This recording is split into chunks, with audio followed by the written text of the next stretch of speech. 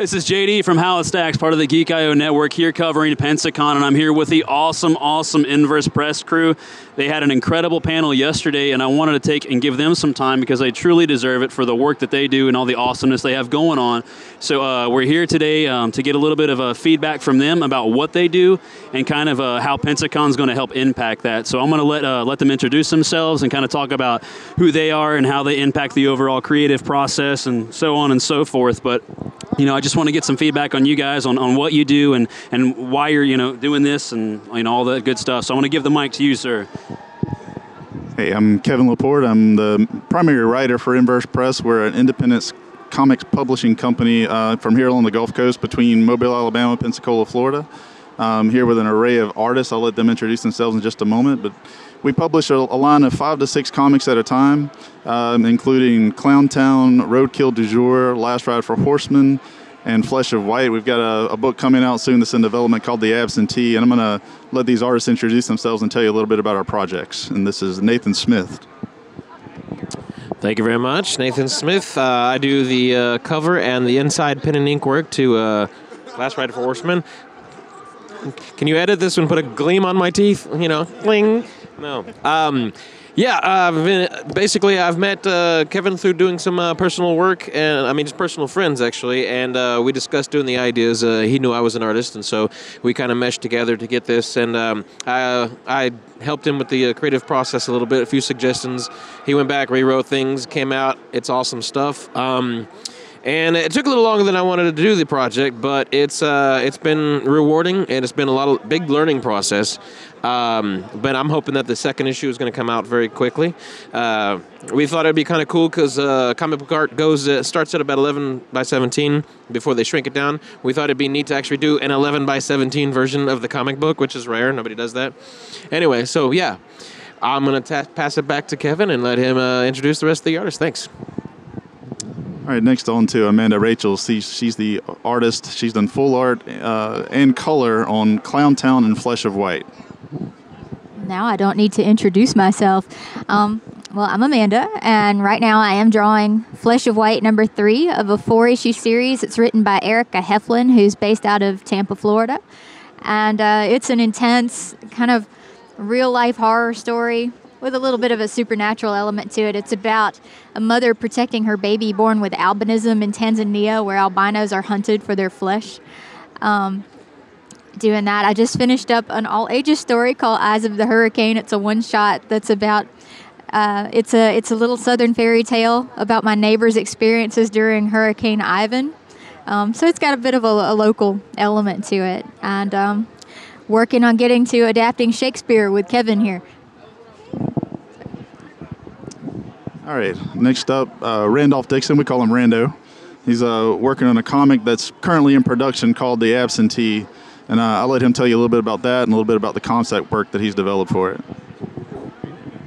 I am Randolph Dixon, and the book that I'm working on is The Absentee. I do the pencils and the inks interiors for it. It's a story of a space program to gather fuel about a man named Coy Backler that pilots a ship to do so, and he's in a bad situation. He's got a troubled marriage, and his boss hates him, and it's about what happens when you take that bad situation and make it worse by infecting him with a demon that makes him and everybody around him violent, but also gives him superpowers. Lots of twists, lots of turns, lots of blood, lots of gore, and we're very excited. It's challenging. I'm learning to do a lot of new things that I have never had to do artwork-wise, and it's a very good learning experience. It's written by Kevin, and it's really good. We're very excited. I'm almost done with issue number 1 now, and as soon as we get number 1, I'm hoping to get number 2 done by the fall. Thank you. So yeah, as you can tell, there's tons of talent in just a little square right here, guys. And I got a chance to look at a couple of your books, and you even have, people standing here just to ask you guys questions because obviously you're doing something right.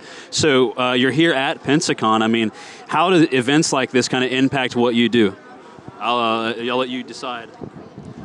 Well, cons are critical, particularly local cons. To build a foundation of readers, of people who appreciate what you do is absolutely essential to growing any sort of publication effort, but certainly comics are such a niche art form anyway. To meet people face to face, to just put the comic books directly in their hands, be able to tell them about our stories, not just the art, but also what we've gone through to get to this point as comic creators. It's a personal touch that lets us really expand our audience. It's also been an awesome experience in the fact that, when you show up here and you seem already as an established company, it's amazing how many people, come for your advice, come for your how did you do this, And it's just really kind of very interesting to be on this side of the table, actually. It's exciting. But as far as the conventions and it's how important they are, even if you don't walk away making a lot of money, the simple exposure has just been fantastic. Not to mention, each con has literally been me learning 10 new things. 10 new things that I've taken to the next convention. And I mean, you think you know enough, and the growing process is just, it ain't going to stop. I mean, you don't stop learning. But, and not to mention just learning how well I gel with the people I'm working with now from doing this. It's been awesome as well. So, Amanda? The face-to-face interaction with comic fans in general is really a big deal to us. It really, I don't know, it builds our enthusiasm to see how people receive our work, or when people want us to draw here on demand, just the commissions and things. It's exciting. It's like a little challenge to keep you on your toes, to sit here and draw all weekend, see what people are doing. I don't get to leave the table much, but it is kind of nice to see what the other folks are doing that are in this, in this business. The thing about it that actually surprises me more than anything else, well, not really surprised, but it's great.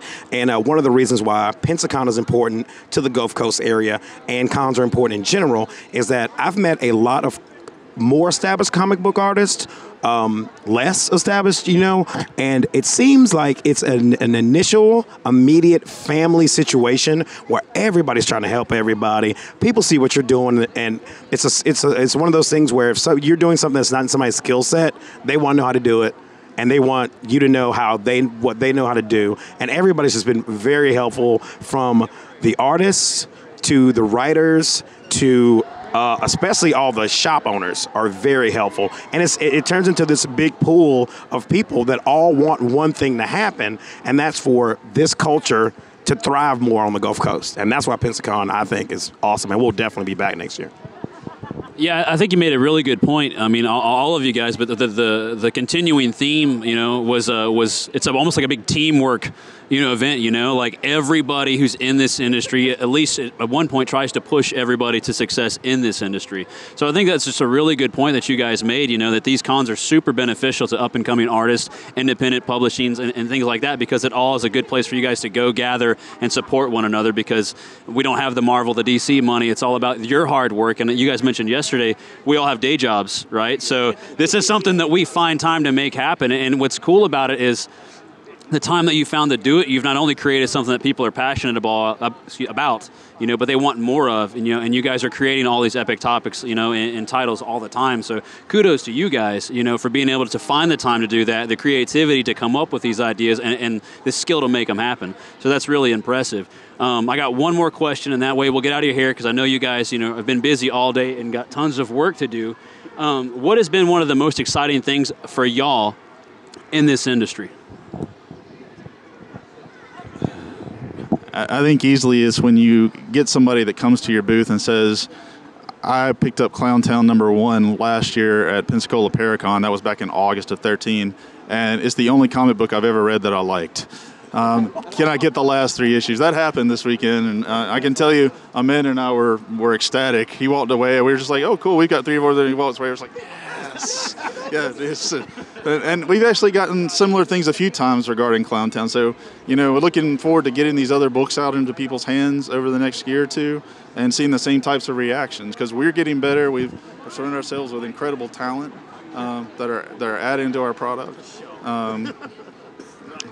Huge, great portfolio. I couldn't be prouder of the people I work with. So things like that, absolutely extremely exciting. For me, kind of a big pat in the back, and yay! For me, it's been when somebody has come up and told me that they completely plan on cosplaying a character that I have drawn. I'm like, you want to dress as something we've made up?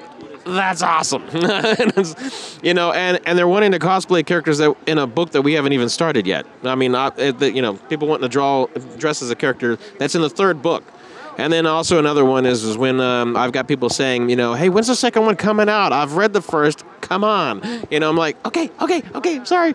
But yeah, those two very important things that has been pretty, good for my ego, but just generally just exciting. Who's next? Is it me? You know the question?